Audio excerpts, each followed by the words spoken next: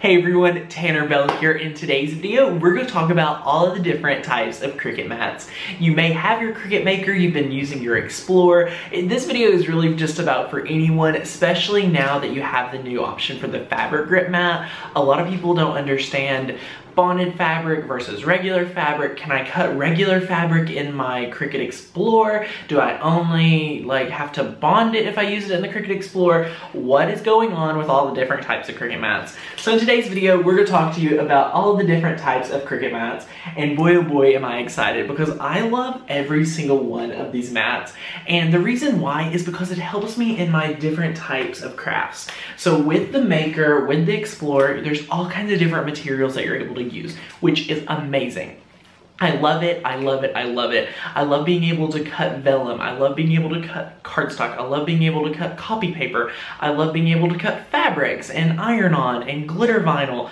Literally, guys, the possibilities are endless, right? But when you're cutting these materials, if you don't have the right mat, your projects aren't going to turn out right. They're going to stick to the mat. When you peel it up, it's going to make the fabric, or mostly with cardstocks and thinner cardstocks, just swivel up into like a crescent roll is what I call it. So you want to make sure you have the right mat. So in today's video, let's jump into it and start talking about the regular, what they call the standard grip mat. And this is the one that we all know and love. It is a personal favorite of mine because overall, if you're careful, you can make this work with almost any material. And I say that because when you have a fresh mat, it's a regular, stickiness where it's going to work well with almost anything. But if you're going to have to pick one mat to buy, if you're someone like a minimalist like me, or you work with regular materials that you don't feel like you need a light grip mat and everything like that, if you work with just vinyl and just regular 80 to 120 pound cardstock, I think this works well with that. Along with pattern papers and vinyl, this is the perfect mat for you. If that's only the things you're going to be cutting, this is a really great mat to have because it's going to work well overall, right along the border where you can almost use anything. Even some thicker materials would work okay on this, and even lighter materials. So this is the go-to. If I had to pick one mat to always just purchase and never have to think about it again, I would go with this one and sort of figure out what other materials would work well with this mat, because sometimes as a mat grows older, obviously it's going to lose its stickiness and it becomes more like our light grip mat in different ways. So obviously the light grip mat is able to last a long time with the light grip, but as these get older and you use it and cut, it's going to lose some of its stickiness where it's going to work better on, say, copy paper and different things like that. And believe me guys, the more that you're going to use your machine, the more you're going to be able to understand your own crafting ability. If you've been online, if you've checked out all kinds of videos for every different way to do a project, you'll notice that everyone does it a little bit different. And it's totally okay for you to go in and understand your own crafting style, which is one of the best parts about Cricut and about being able to craft, is because it gives you the tools to be able to make whatever you want, whether it's a make it now project or designing something of your own. These are just simple details that are going to help you better your process when you're picking between one of your mats. So this is standard grip. It works great on iron-on, vinyl, pattern paper, anything like that. This is perfect for that. Okay, moving on to our light grip mat. This is perfect for any lightweight material. So if you're thinking about copy paper, construction paper, vellum, all types of product like that and different materials in that sort of category that are sort of more delicate, things that after you cut, when you're peeling it off the mat, you want to make sure it's going to be able to come off of the mat well, this is the perfect mat for you. And I'm sorry there's a glare. I don't want to remove the little protecting sheets. If you've never used a mat, it comes with a little sheet right here that's plastic, and you just peel it on and off to make sure that you secure it, and it will give you the longest lasting lifespan of your mat if you be sure to keep these and reuse them. And when you're done with the mat, obviously you can toss it, or you can keep it, and you could even cut on this with a Cricut and use it as some type of really cool mixed media stencil. But anyway, we'll talk about different DIY ideas later. But I love this mat because it's perfect for your thinner 60 to 80 pound cardstocks. It's awesome for that. And you'll notice if you've not purchased any of the newer ones, this is a newer Cricut mat, and you can sort of tell because the signage up here is a little different. They've redesigned them, and I am really a big fan of how they've redesigned these mats. So if you all would like to see a video on how I would recommend cleaning the mats and learning different ways about that, I want to come up with a really great way to do that. So we're brainstorming some ideas. You know, Cricut doesn't really recommend you to clean your mats or try to like make them sticky again. Obviously, there's a lot of controversy about that, but we're still trying to figure out the best way to be able to show you how to get the longest life out of all of your mats, because they're not cheap, right?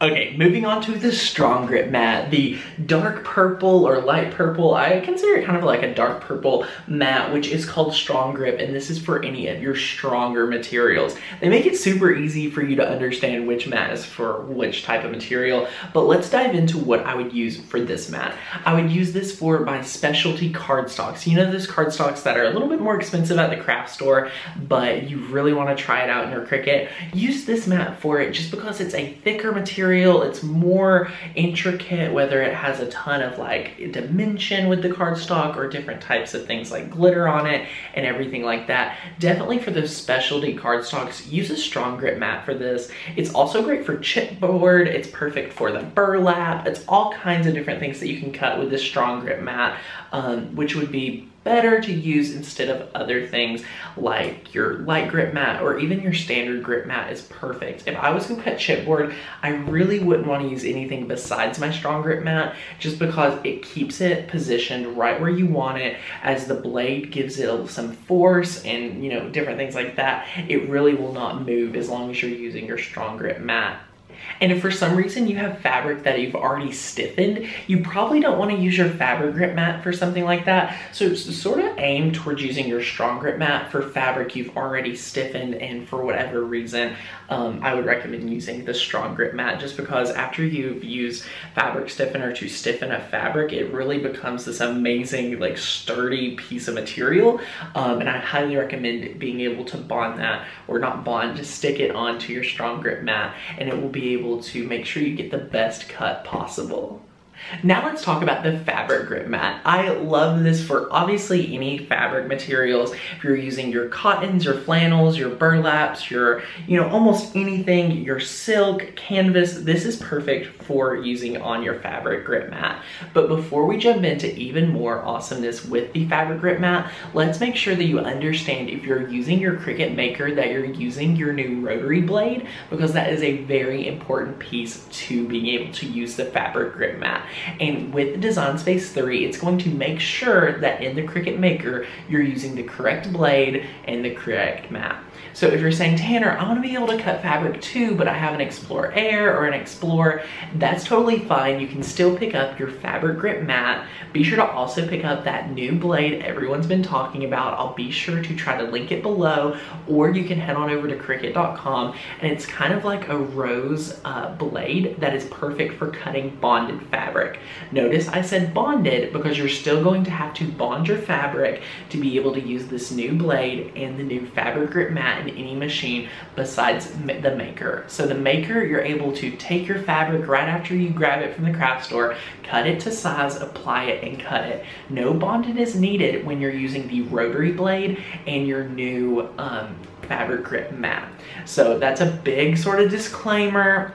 So anyway, guys, honestly, any of your fabric material is going to work awesome on this mat. You're gonna be able to get 40 to 60, if not more, cuts on the fabric grip mat with the different materials you're using. If you've been watching my YouTube channel, we've been testing all kinds of different materials, and especially felt.